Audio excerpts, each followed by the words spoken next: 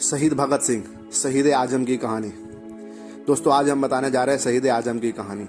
दुनिया भर में जब भी अपने देश के लिए जान कुर्बान करने वाले नौजवान की बात आती है तो शहीद आजम सरदार भगत सिंह का नाम सबसे पहले लिया जाता है।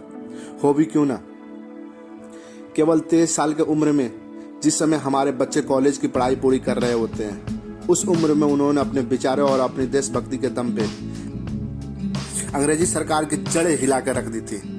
आज भारत में ही नहीं, दुनिया भर के नौजवान शहीद भगत सिंह को अपने जीवन से प्रेरणा लेते हैं और उन्हें अपने आदर्श मानते हैं। भगत सिंह जैसा बनना आसान काम नहीं है। इसके लिए उन्हें उनके बचपन को समझना बहुत जरूरी है।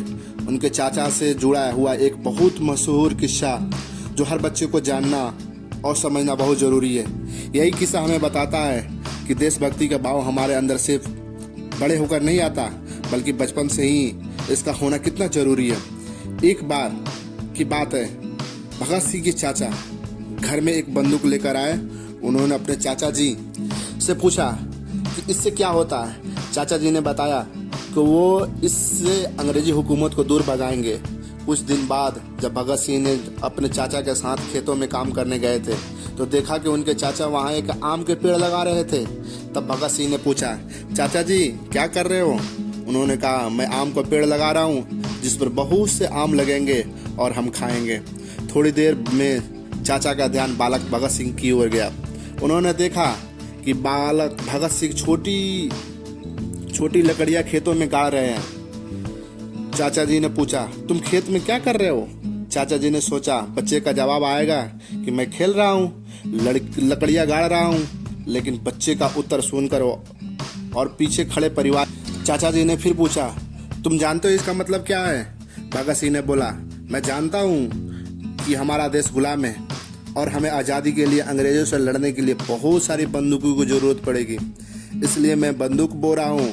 जब बहुत सारे बंदूक होगी तो हम अंग्रेजों से लड़ेंगे और उन्हें देश से भगा देंगे।